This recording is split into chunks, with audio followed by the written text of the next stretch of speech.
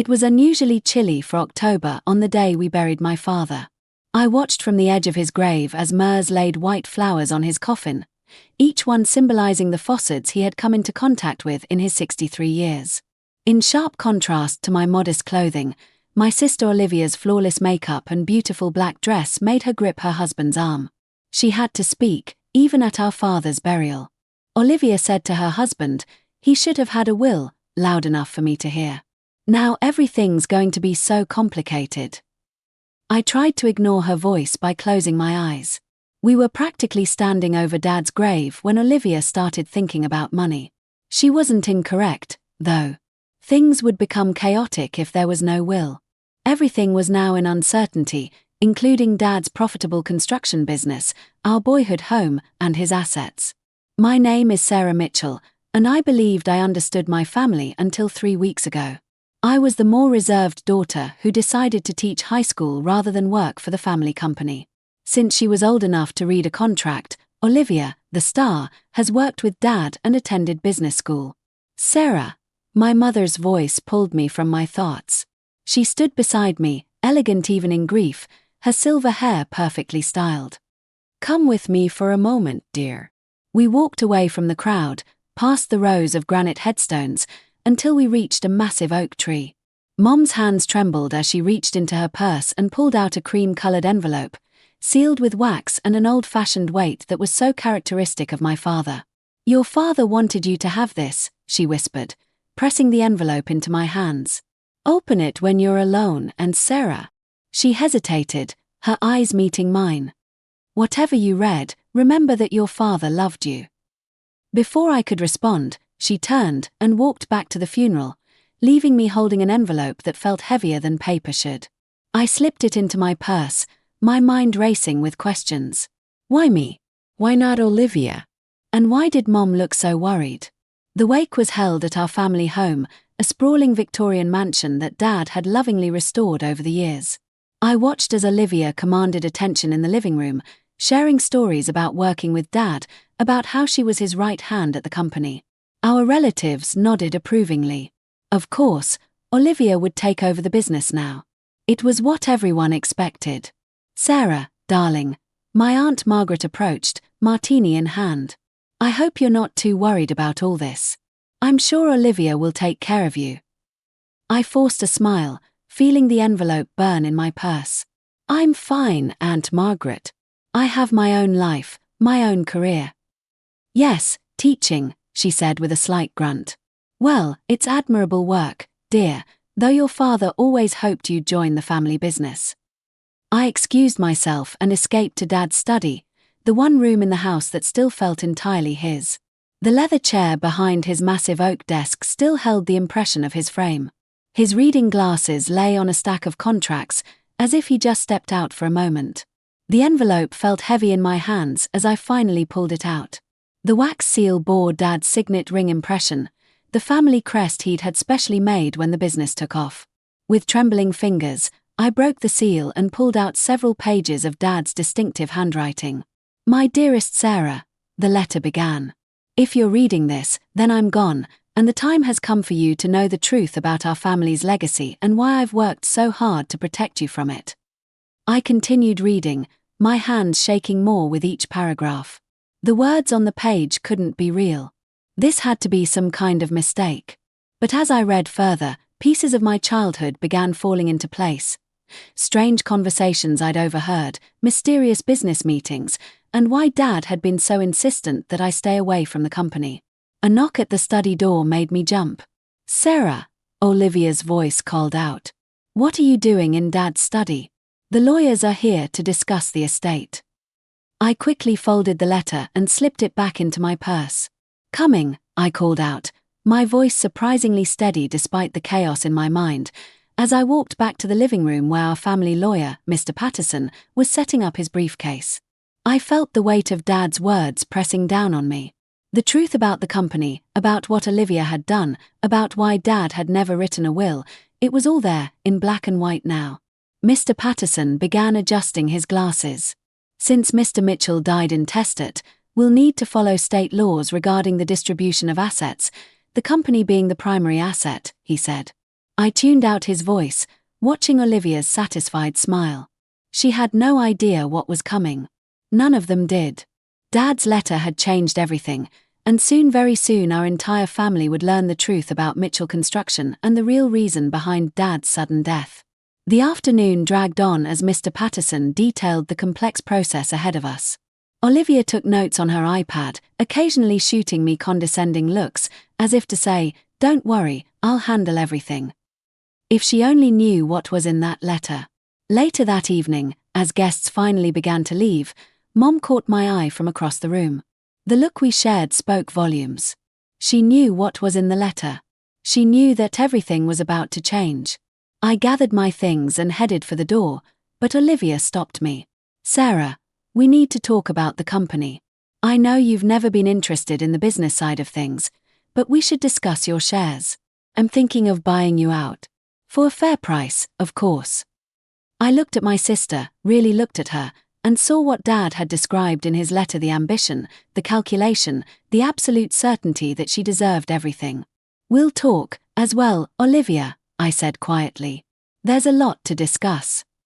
As I drove home that night, Dad's letter safely tucked in my purse, I couldn't stop thinking about his final words.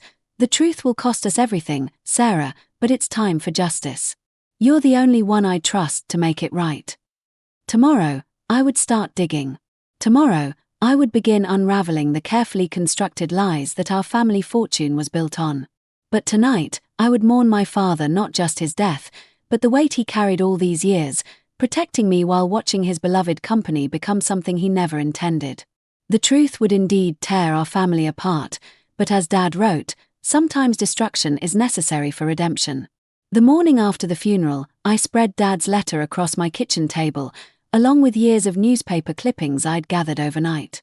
The Mitchell Construction story was one of local legend, how my father built an empire from nothing, transforming a small contracting business into one of the largest development companies in the state. But Dad's letter told a different story. "The company's success," he wrote, "came at a price I never intended to pay. When the accident happened at the Riverside project in 2018, I thought it was just that, an accident. But what I discovered in Olivia's files changed everything." I pulled up the news articles about the Riverside project on my laptop. 3 workers had died when a support beam collapsed during construction of a luxury apartment complex. The official investigation ruled it an equipment failure. Mitchell Construction paid the families handsomely, and the story faded from the headlines. But according to Dad's letter, Olivia had known about the structural issues weeks before the collapse. She had received multiple reports warning about substandard materials, but instead of halting construction, she buried the reports and pressured inspectors to sign off on the project. "The evidence is in my private safe," Dad's letter continued. "The combination is your birthday. I knew Olivia would never think to try that. Inside, you'll find everything: the original reports, emails, and proof of the bribes. I spent the last 5 years trying to make it right without destroying our family's name, but after what I discovered last month about the new downtown development project, I can't stay silent anymore." My hands shook as I read the final paragraphs. Dad had confronted Olivia just days before his heart attack. The timing couldn't be coincidental. My phone buzzed a text from Olivia. "Meeting with lawyers at 2 p.m. Don't be late, like always."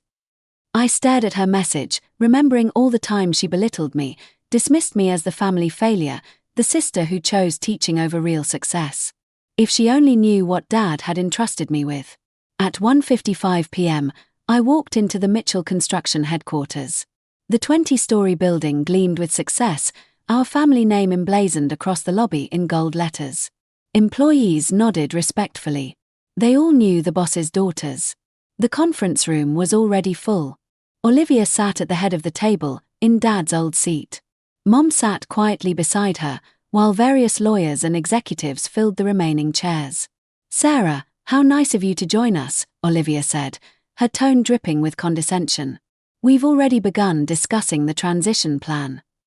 I took my seat, noting how everyone deferred to Olivia. She had spent years cultivating this image of herself as Dad's natural successor. "As I was saying," she continued, "the board has expressed full confidence in my leadership. Given Sarah's alternative career I walked out of the conference room, my heart pounding but my steps steady. In my purse, my phone was already recording, capturing every word of Olivia's threat. Dad had taught me well, always keep evidence. That night, as I sat in my apartment reviewing more of Dad's documents, my phone rang from an unlisted number. "Miss Mitchell?" a man's voice asked. "My name is James Torres. I was the site supervisor at Riverside before your sister fired me. I heard about your father's death, and there's something you need to know." I grabbed a pen, my hand trembling slightly. "I'm listening." "Mr. Mitchell came to see me the day before he died," Torres continued. "He said he was gathering evidence, that he was going to make things right. He asked me to testify if it came to that." I closed my eyes, fighting back tears. "And would you testify?" There was a long pause. "Yes. Your father was a good man. What happened to him, it wasn't right." After I hung up, I sat in the darkness of my apartment, thinking about the path ahead. Dad's letter had unleashed a storm that would destroy everything: our family's reputation, the company he built, perhaps even our freedom. But as I looked at the photo of him on my desk, his kind eyes smiling at me, I knew I had to finish what he'd started. 3 families had lost loved ones at Riverside. How many more lives would be lost if Olivia's corruption continued? Tomorrow, I would visit the safe. Tomorrow, I would begin gathering allies, and soon, very soon, the truth about Mitchell Construction would finally come to light. The downtown offices were nearly empty when I arrived at 6 a.m. Only the cleaning staff and a few early bird employees roamed the halls. I took the executive elevator to Dad's private office on the top floor, my heart pounding with each ascending floor. The office remained untouched since his death.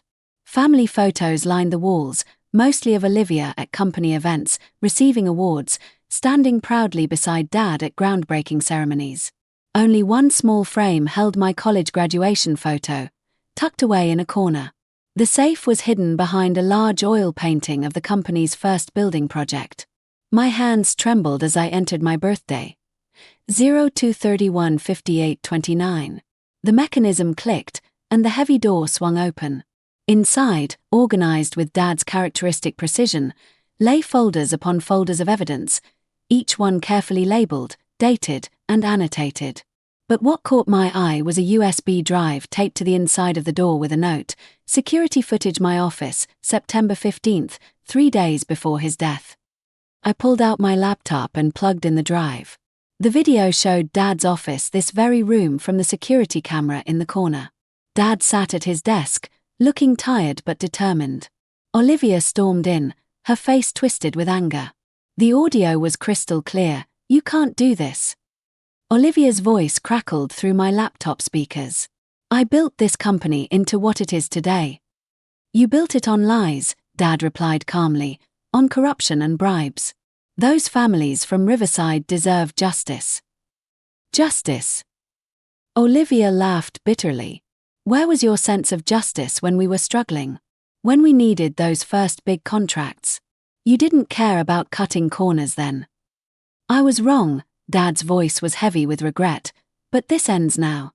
Tomorrow, I'm going to the board with everything." Olivia's next words chilled me to the bone. "No, you won't. You're going to take your heart medication and go home. And if you ever threaten this company again, remember, accidents happen in construction all the time." The video ended. I sat in Dad's chair, tears streaming down my face. It wasn't just corruption anymore. This was murder. My phone buzzed, a text from an unknown number. "Parking garage, level B2. 10 minutes. Come alone." Everything in me screamed that this was a trap, but I had to know.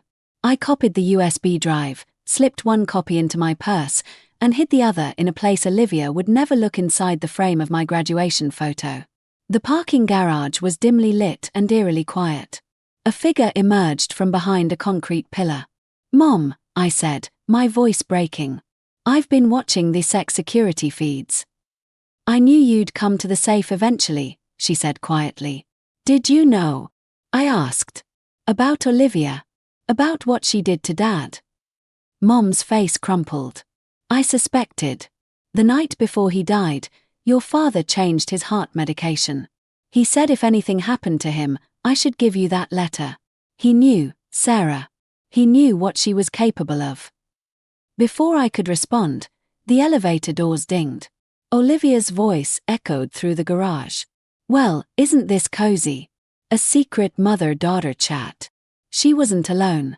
2 large men in suits flanked her, their intentions clear in their stance. I warned you to take the money, Olivia said, stepping closer now. You forced my hand. Like you forced Dad's hand. What did you do? Shut back. Olivia, switch his medication. Make it look like a heart attack. Her smile was cold. Prove it. Oh, I can, I replied, matching her tone. The evidence is already with the FBI.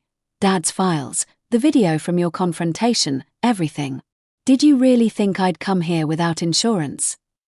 The color drained from Olivia's face. You're bluffing. Am I? I asked. Check your phone. On cue, her phone buzzed. Mine, too. Breaking news alerts flashed across our screens.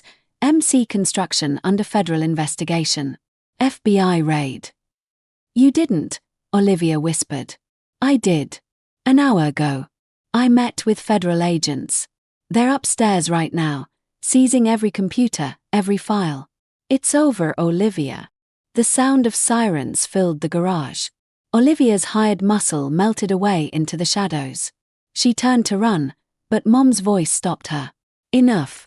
My husband is dead because of you. 3 families lost their loved ones because of your greed.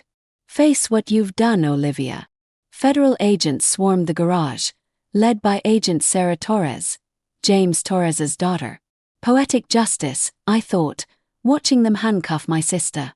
Sarah Mitchell, Agent Tess approached me. We found additional evidence in the office. Your father, he left a recorded confession about everything. He was building a case against the company, against your sister. He was trying to make it right. I nodded, tears flowing freely now. That's all he ever wanted to make things right. The next few weeks passed in a blur of headlines. MC Construction CEO for fraud and murder. Riverside QA revealed. The Mitchell empire crumbles. The company was dissolved, its assets seized. The families of the Riverside victims finally received justice, and the truth about what happened to their loved ones came to light. Mom and I moved away from the city, away from the whispers and pointed fingers. We bought a small house near my school, where I continued teaching. Sometimes, healing comes in the simplest forms. A year later, I visited Dad's grave alone. The family name had been tarnished, our fortune lost, but something more valuable had been saved, the truth. I placed a single rose on his headstone and whispered, I did it, Dad. I made it right. As I walked away, I thought about that letter that had started everything. Dad knew that giving me that letter would destroy the company he built, tear apart our family, and expose decades of secrets. But he also knew that sometimes, the cost of truth is worth paying. The Mitchell name no longer stood for power and success. Instead, it became a cautionary tale about greed, corruption, and the price of silence. But for me, it was simply the end of one chapter and the beginning of another. In my classroom, I teach my students about integrity, about standing up for what's right, even when it costs you everything. I tell them that true legacy isn't measured in dollars or buildings, but in the choices we make and the truths we're willing to face. Olivia is currently serving a life term in jail for the Riverside killings and Dad's murder. Sometimes Mom comes to see her. I don't. Some betrayals are unforgivable. She asked me why the last time I saw her, it was during the trial. Why Dad had put all his confidence in me rather than her. Because, I informed her, he was aware that I would put justice before power. Something you were never able to comprehend. I now give the truth when people inquire about the Mitchell construction affair years later. It's about a father's last act of bravery in entrusting his reserved daughter with the knowledge that would both ruin and restore his legacy, not about the wealth or the corruption. The most terrible secrets can occasionally be found in plain, cream-colored envelopes that have been waxed and lovingly sealed.